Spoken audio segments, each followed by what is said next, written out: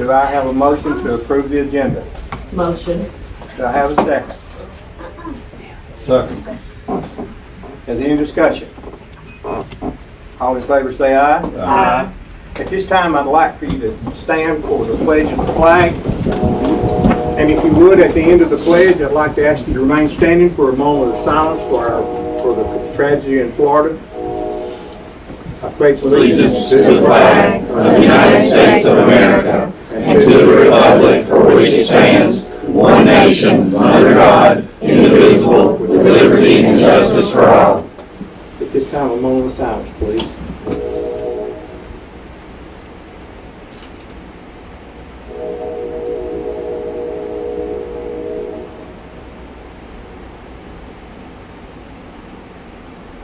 Thank you.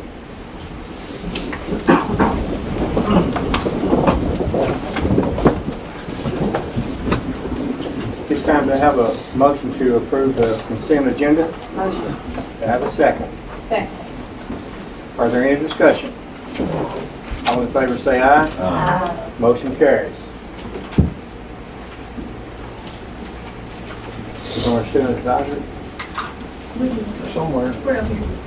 I'm Trey Directly, and these are my members for this year. My name is John Decoration. I'm Paola. It's like Viola with a P. And I'm Mary Humphrey. Congratulations. And we have recently selected our senior superlatives. Congratulations to the wrestling team on their win over Coffee County. Congratulations to the archery team on winning second in Van Buren and first in Crossfield. Congratulations to Allison Vasquez. She recently won second in TWSOA Girls East Region.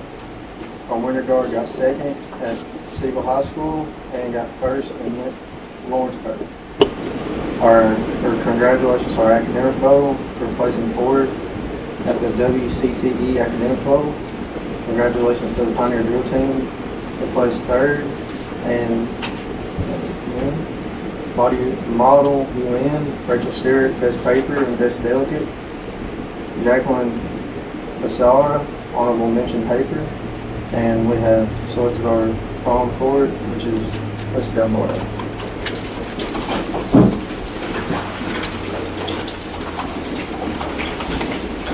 Under school news, TN Medley is hosting the first WCHS prom shop on March 7th and March 13th from 2:30 to 5:30 in the auditorium.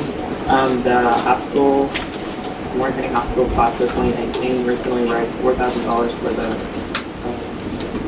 Puerto Rico relief fund, and student advisory would like to recognize Ms. Maxwell, the health science teacher at the high school. And Ms. Maxwell has been recognized in classroom chronicles, and the link is provided below. Under club news, 9 WCHS FCCLA students advanced to state competition, and the DECA members recently competed in district competition, and 7 students qualified for state competition in Chattanooga. FBLA students recently competed at the district level with 4 students advancing to state. The HOSA club went to regional competition on Friday, and they won first place for parliamentary procedure and third place for extemporaneous health poster. And FFA week is this week, so FFA will be hosting a plow book drive all week through the library, and FFA will be hosting breakfast for the WCHS staff on Friday. So the Young Republicans, Young Democrats have a debate on April 5th at 6 p.m. in the Warren County High School auditorium. And then the pictures here are before and after images of the crosswalk signs that were placed in Deer Creek Elementary, and they just had a fresh coat of paint for the crosswalks. Thank you Warren County School Board for taking action to get this accomplished. The results were great and interesting.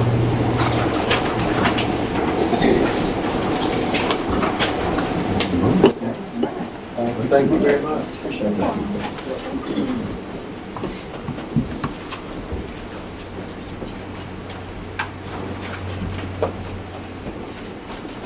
So we're going to Recognitions. we're going to go with Cameron.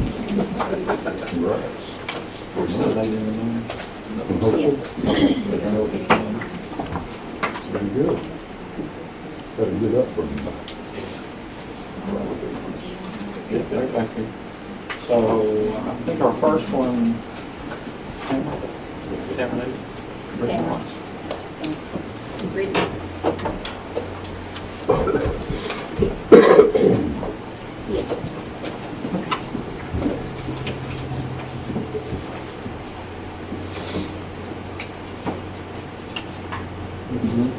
Okay. I nominate Kim Cantrell for Employee of the Month due to her hard work and dedication to her school, her staff, and her students. She wants Morrison to be the best.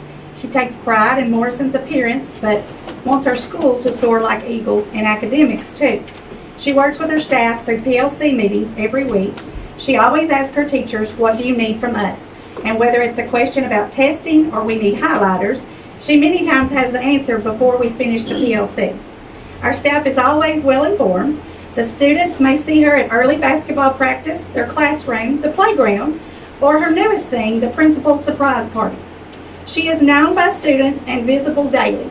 Hearing Morrison was a reward school was an honor and well-deserving, but it was due to hard work from our principal who wants her school to soar. I would like to nominate Ms. Cantrell as the Warren County Schools Employee of the Month for many reasons. Ms. Cantrell is a great example of how leadership can have a positive impact on an exciting amount of people. She influences all teachers, students, certified staff, and even the families of employees a great amount. Commitment, passion, and integrity are a few of the many wonderful words that describe Ms. Cantrell. She is also a great communicator and has excellent decision-making skills. She makes me feel very important every single day. I'm thankful that she makes my students feel that way as well. She visits our classroom daily and makes every effort to pick out a struggling learner and take the time to help them. This is monumental considering all of Ms. Cantrell's responsibilities. No matter how busy she is, I feel like she always has time for me, my students, and any concerns that I may have. I would like to thank Ms. Cantrell for all that she does for our school to make it a wonderful place. All right, very good.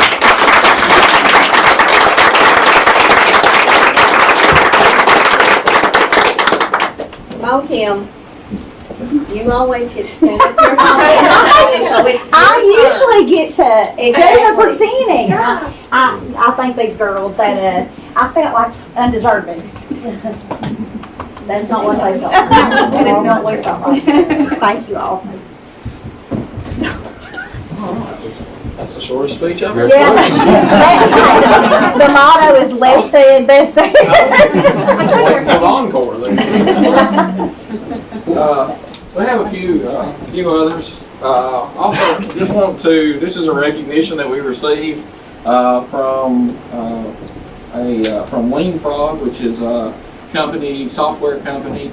They recognize the school system for our work with STEM, and we were one of two school systems in the state. The other one was Oak Ridge, who received this award. It was a $1,000 check, and now we're also in the running with Alabama and Georgia for the Southeast competition. So hopefully we'll win a $4,000 check to go with this one. So we just wanted to let the board know that, and I think I sent that out via email. But we're okay. We're gonna get a picture of that. Just come up here. Slow down y'all's process, not That's like all the right. big huge people before. Thank you. And also, Mr. Zeckman's got a picture up. Do you want to? Well, this is part of the Model United Nations program at the high school. This is the team that went to Rhodes College in Memphis and basically dominated some of the biggest and what you might say most elite schools in Tennessee to walk away with top awards. We got the overall best delegation, and in the judging, when they quantify the awards, Warren County earned 1.5 awards per student, and that was a full 0.3% or 0.3 of an award above the next school. So it was truly a dominating performance. Private and magnet public schools were crushed, according to this dispatch from Ms. Pease, the faculty sponsor. The team consists of Rachel Stewart, Jackson Upchurch, Stephanie Solario, Jorge Cifuentes, Jacqueline Becerra, and Megan Biles, all pictured there. Best delegation, Rachel Stewart won Best Paper and Best Delegate. Jacqueline Becerra won Honorable Mention Paper. But the great big deal, Warren County won Best Delegation. So if you want to congratulate them.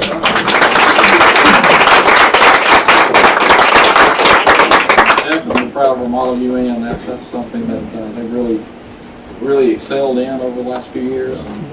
It's hard work, and it takes a lot of time on the part of the students to be well prepared to go into these intramural meets with some of the top schools in the state, and really it's a dominating performance.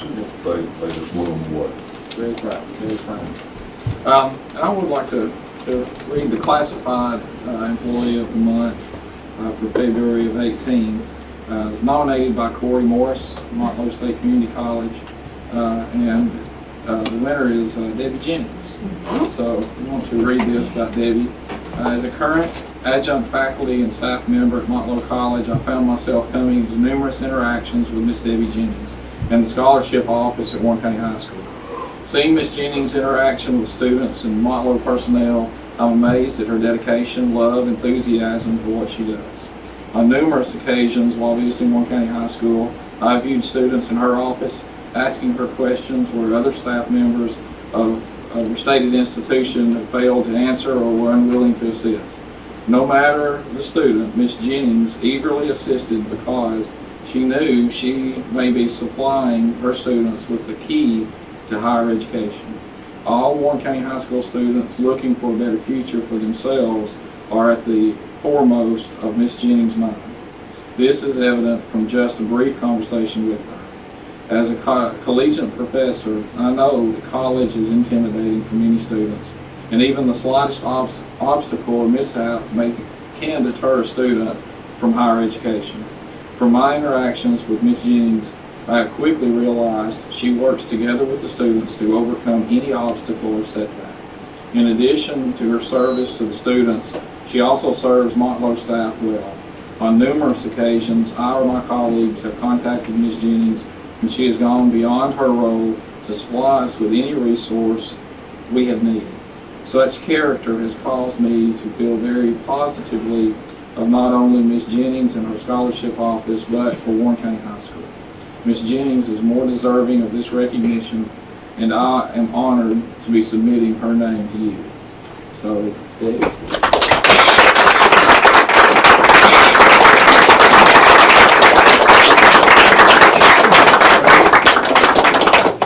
And I'll say this to Debbie as well.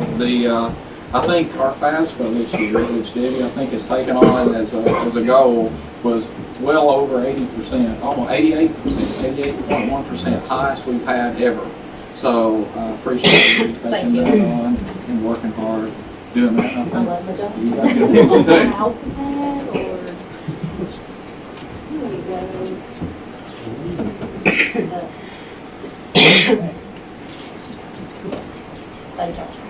Thanks.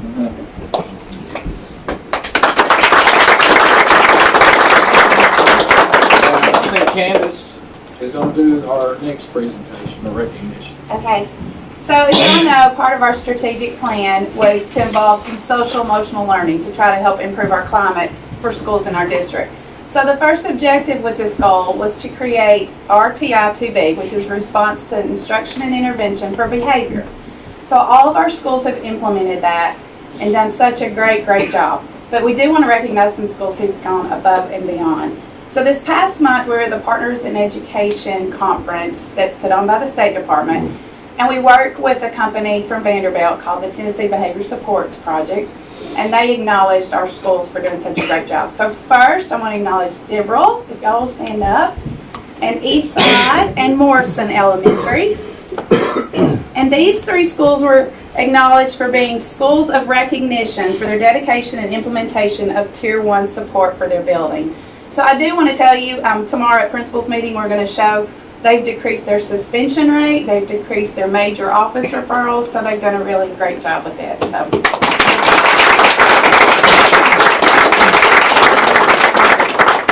Then in addition, one of our schools received an honor of being a model school for RTI-2B. So we want to acknowledge Hickory Creek Elementary.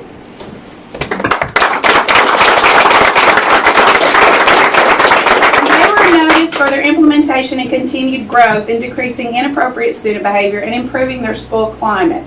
So they've been implementing for 10 years. It first was implemented as school-wide positive behavior support, but it's the same work. And I do want to kind of tell you what a great job they've done.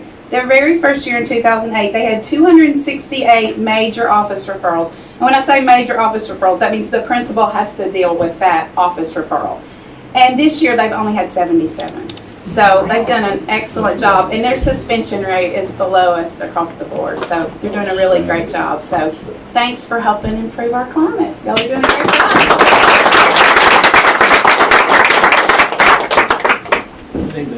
Lisa, you gonna get a picture of those folks at some point in time? Maybe after, Maybe after. because I still need to get a picture. Yeah. Kim? I can just follow them right after. Okay. You know, one of these. Get out of here, Kim. This is your test to make a break for us. Stay away from C. Rody Road, please. I'm not going to bring that up unless you think we have a different No, that's fine. Steve, I always know you've done a good job. Okay, he's got more trees than he does, all I will say that.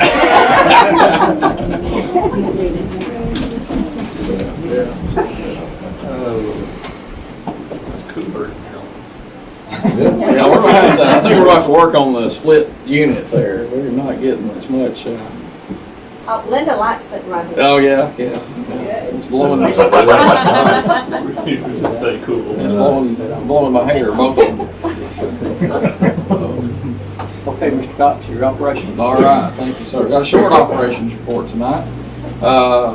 First item, we submitted, let me back up. We asked for RFPs, I think a month ago, for retirement plans as a third-party benefit for our employees. So we had 3 companies who supplied return on that. We had Horseman, First National Bank, and AXA. There were 3, and I think you've had those proposals. We tried to break that down into a spreadsheet that we gave to you all to review.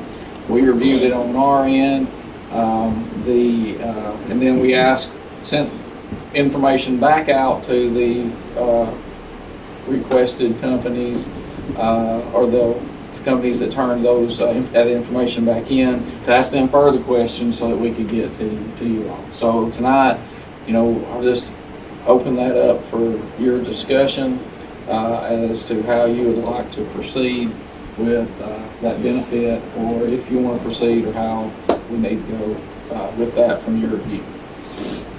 First of all, what do you recommend? Well, in looking at both, or all 3, I think AXA I was not as impressed with. The First National Bank, I think, had very good points, and Horseman had very good points. I think what I liked most about Horseman, some of their fees were a little bit lower. Maybe some of the things I liked least about Horseman was that it seemed like there was maybe one dedicated person, but their rollout, was not as robust as I would like it to be. The things that I liked about First National Bank, obviously they're a local company. I think that our folks would have a local contact through that. Fees, would be something that were a little bit higher than Horseman, but I think all in all, I think they had a good proposal. Having to choose one, I think I would probably be in favor of First National, just because I like the way that they were going to roll out to our staff. Their answers to their questions were pretty forthright. and, direct on who would be doing what, which I think would be helpful to our staff. And, we would need to sit down, if that's what the board chooses to do, we would need to sit down with them and iron out some details. Because this is a third-party benefit. This would need to be cost neutral to the district, and we need to determine how we do that. So that's just my opinion. Is the fee negotiable at all anymore? Can we negotiate the fee anymore? Well, I think that's what we need to, contractually, I think that's where we would need to talk. And, there's really three things that we would need to look at. We would need to look at start time, which would be the 18-19 school year. We would need to make sure that it's cost neutral, for our, our district, but reasonable for our staff, that chose to take part in it, which, again, that's their, it's not a benefit that's offered by the district. So we would not be putting any money into it like we do health insurance. So it would be up to them. And then we would need to, make sure that contract structures where we could, as all contracts, where we could, get out or exit if things didn't go as planned. Mr. Chairman, I think I would be inclined to refer the final study on that and the recommendation to either this board's executive committee or to the board's human resources committee to study and to answer those questions that you have, and if you need some further clarification. What kind of time constraint do we have on this? As long as we have it, by the end of the school year, so that can be rolled out to our employees over the summer and be ready to start the school year. So, if we can have those conversations, this month, bring it back to the board next month, for final consideration, then I think we could do that, or however the board wants to proceed. Well, Mr. Knowles is here, so will he ask questions tonight or get with you later? Yeah, we can sit down. If the board wants me to go that route with First National, we just need a vote, and then I can talk to him, Well, when I reviewed the three proposals, I have to agree with Bobby. First National came across as the better of the three. And I do like the fact that we are local. I like the idea that the employees can pick up the phone and they can call somebody, they're going to get somebody on the phone that they can talk to relatively quick and not have to wait for 2 or 3 days or even 24 hours to call back. I do worry about the fees. I will tell you straight up, I do worry about the fees because fees are a big part. So we might need to negotiate that if we possibly can. Okay. Negotiate that down if we can. We can If we negotiate the can. fees. We're willing to talk. Okay. Well, that would be my motion, Mr. Chairman, that we refer the decision and negotiation on the First National package proposal to the executive committee, or should the human resources committee? Whatever you want to do. I think if we would probably need to bring it back to the board Well, yeah. for final approval. Yeah, bring it back to the board based upon the committee's recommendation. Right. In conjunction with the legal department. So that would be my motion. Do I have a second? Second. Are there any further discussion? All in favor say aye. Before we take a vote, because I'm an employee of First National Bank, I have a conflict of interest in the proposal that's to be voted. However, I declare that my argument and my vote answer only to my conscience and to my obligation to my constituents and the citizens that the board represents. All in favor say aye. Aye. Opposed? Motion carries. All right, thank you very much. We'll get to you, Andy, and see where we can go from there. Sounds good. All right. The next item, I think, is Autumn for her 90% reading goal. Okay. What I have to share at today's meeting is in relation to something we have in our strategic plan about our focus on literacy. We've been doing some walkthroughs with our lower grade teachers, and then the people that have been doing those are our Read to Be Ready coaches along with some of our consultants. So they've been in the building, they've been visiting classrooms, and then they compile their observations into data which we can use. So I just want to share very quickly some of that information. This is reflective of 14 observations, and some of the positives that we have from this information is that they're seeing high levels of student engagement. And they're also seeing teachers focus on the things that we've really focused on in our professional development. Our interactive read alouds, which are kind of strategies that teachers can use to push kids into really complex text and gain comprehension from that. So they're seeing that, they're seeing some shared reads, and some other strategies that we've really been trying to push with teachers. The lessons, for the large part, focused on comprehension with kids, and that's good. We probably need to make sure we have a balance there, but it's still good that our teachers are leading kids to make meaning from what they read. Our kids are being engaged in text at high levels, and probably if we had looked at this a couple of years ago, we wouldn't have had that high engagement with students in texts. Out of 226 minutes total in the different observations, kids were engaged in text for 150 of those minutes. So that's a good percentage there. Some of the things that we still have to work on just from this data is the quality of text that are being seen in the classrooms.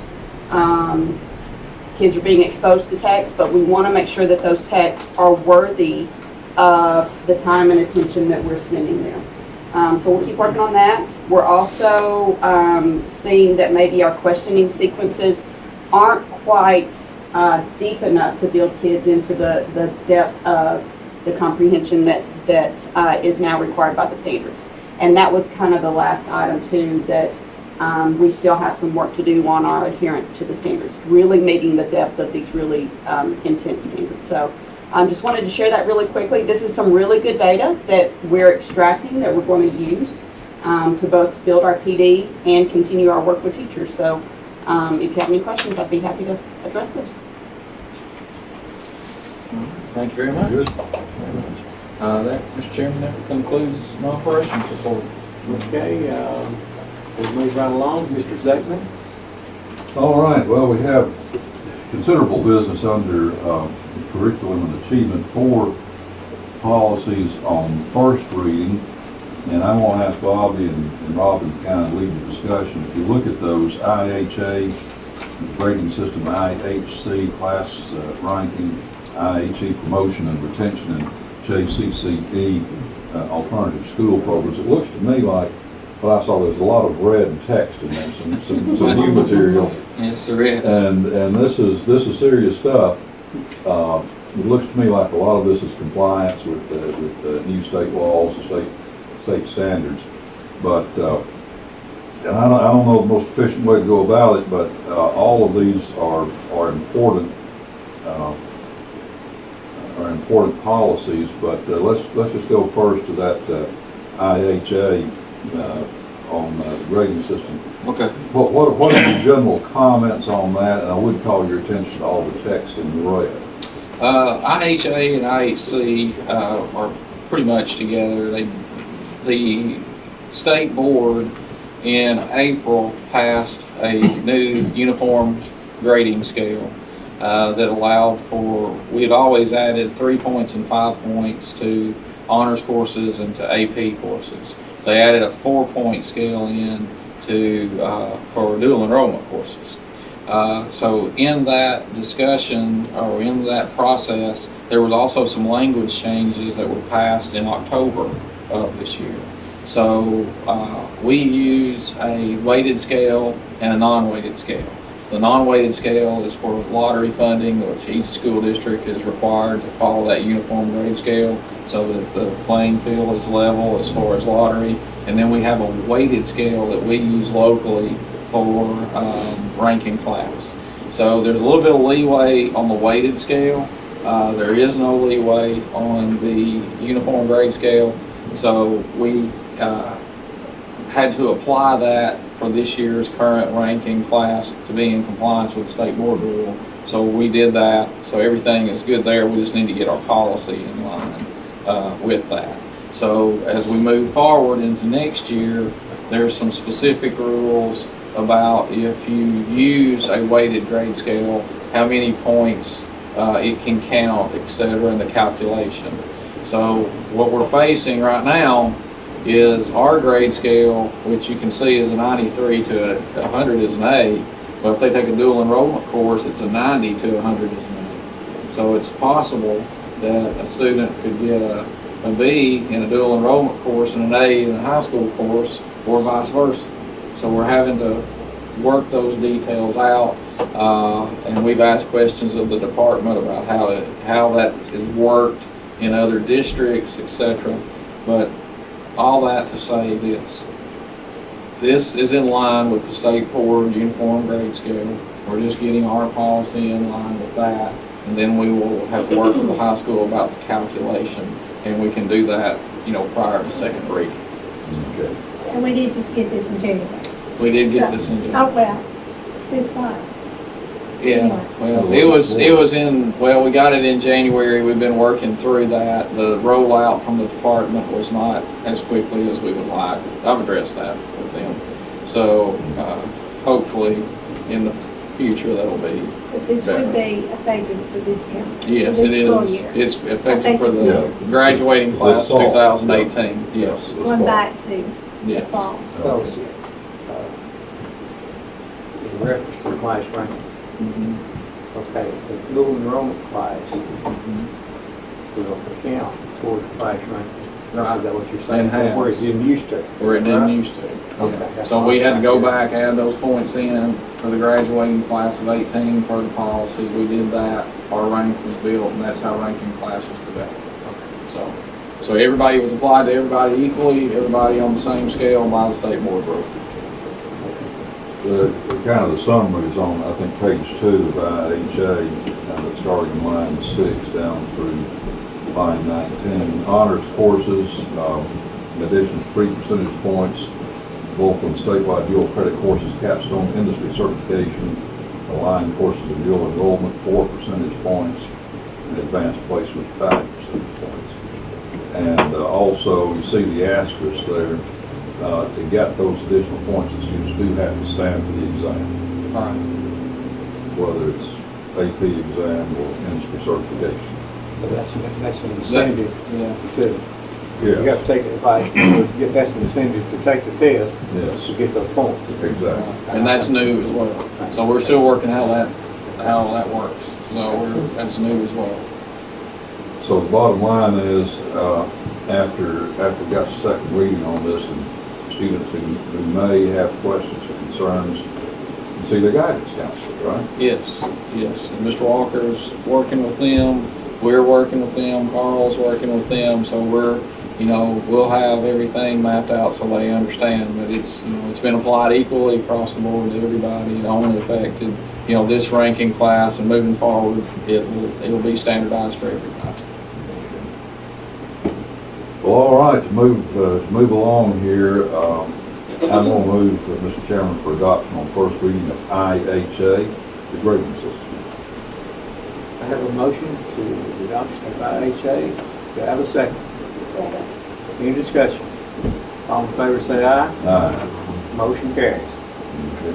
Mr. Chairman, on down to IHC, the class ranking. And here again, as Bobby said, this sort of gets us in alignment with the policy just adopted on first reading. Any comments on class ranking?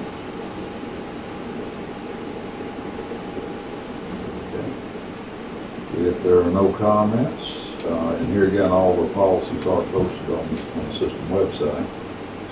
So no further questions or comments. I want to move for adoption of IHC class ranking on first reading. Do I have a second? A second. Are there any discussion? All in favor say aye. Aye. Motion carries. Okay, thank you. Let's go on down to IHE, first reading, promotion and retention.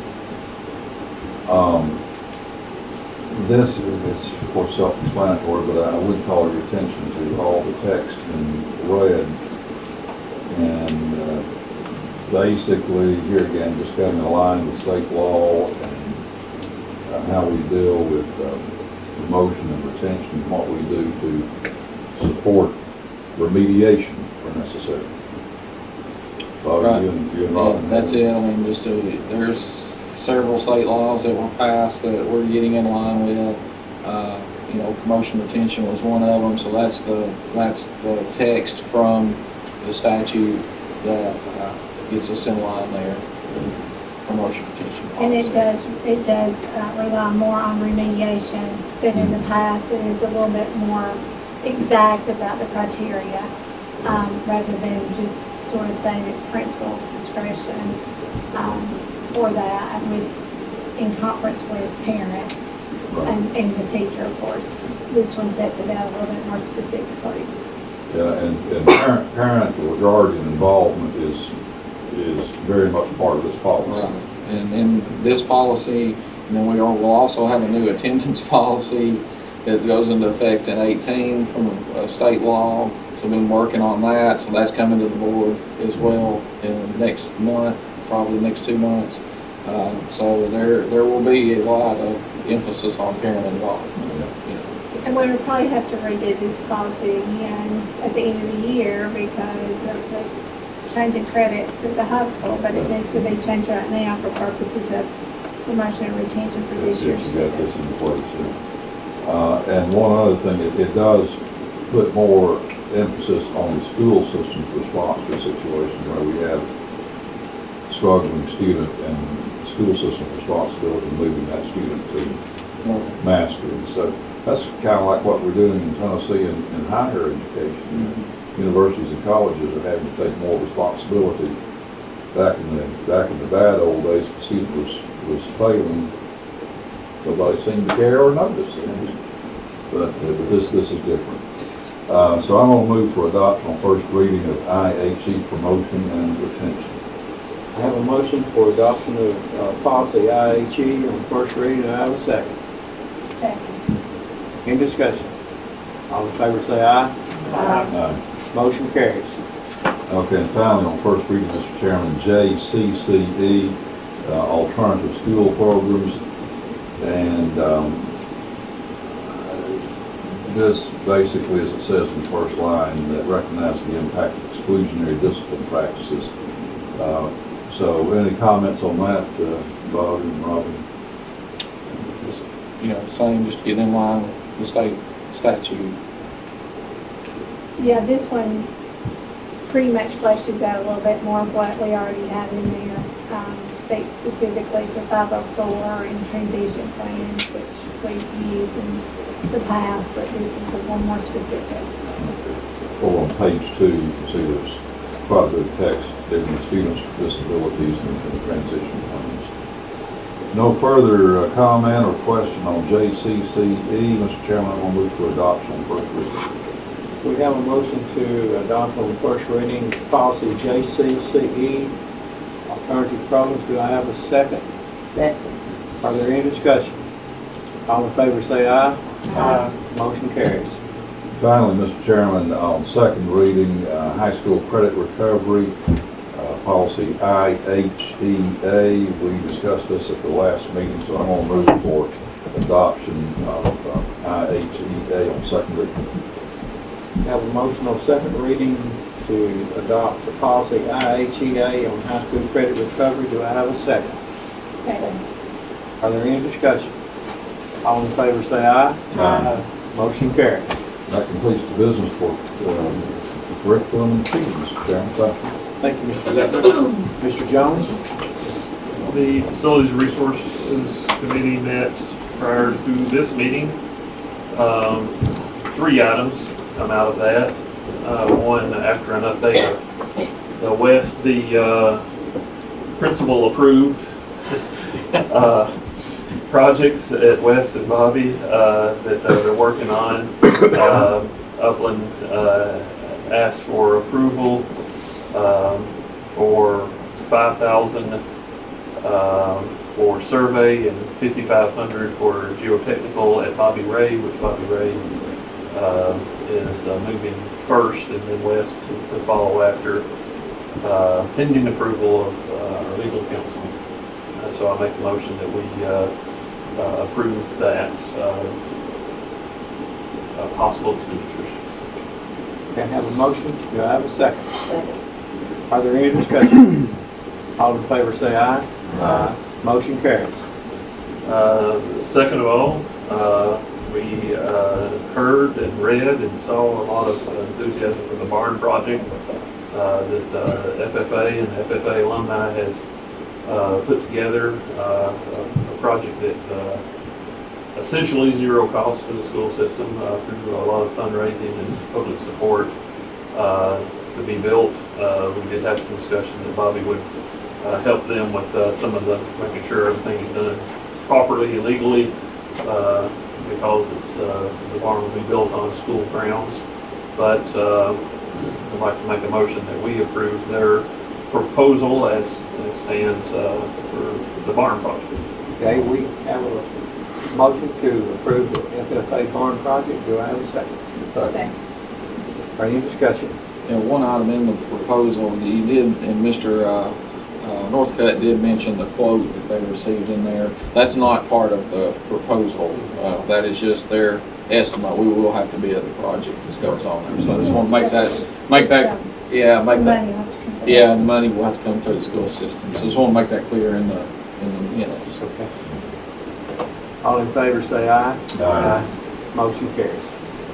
All right, and finally, we've submitted a request for quotes for energy management. We received back 7, and our committee narrowed that down to the top 3, and then those 3 will be, that short list will be coming together hopefully next week with the board to hear their proposals. So just want to make a motion that we accept the short list of Train, just remember Train. ESG and Amoresco. Amoresco. Y'all are Amoresco. All right. I'll remember you by next week. Amoresco. So make the motion that we accept that short list and look forward to hearing their proposal. Second motion. And we have a second. Are there any further discussion? All in favor say aye. Aye. Motion carries. And we can expect some notice from. Yes, Chairman yes, Bob about I'll when get we'll with do that. Dina and we'll work on that tomorrow after the principal's meeting and try to get those scheduled, and I'll get with Mr. Bennett. And is there a time frame that works better next week or worse? If we could pull it together, maybe Tuesday or so? Yeah, Thursday is only thing. Okay, Tuesday might be a better, Tuesday would be better is that, for me. okay, you got a problem, anybody else got a problem with that? Okay, well, we'll get Mr. Bennett and see if that works for everybody. I'll get with those companies. So we need to have the state representative here from energy efficiency. Probably not right now. We'll have to we'll just see where the proposals go and what the board decides to do, and then we can contact him. Okay. All right, well, that concludes business from the Facilities and Resource Commission. Okay, are there any more business to be brought before the board? Ms. Black? We talked about that contingency thing, Right. so we need to bring that forward. Yeah, probably need to just, the discussion was that the pedestrian bridge is still being worked on. There was a portion of that the contractor on their own accord completed or was close to completing part of it that was not in the scope of the bid. The request was made by Mr. Hill to approve that expenditure. It was my recommendation that we not expend those funds right now out of contingency, and that we'll work with the auditor and get with Robin to see what can and can't be done so that we're all above board and legal on that. There's no motion that was made, but I agree Ms. Ware need to bring that out, and they should complete the project over spring break, and then we'll see where we're at that point in time. Okay, do I have a motion to adjourn? Make a motion to adjourn. Second? Second. We're adjourned. Thank you. Very good. Well, we're getting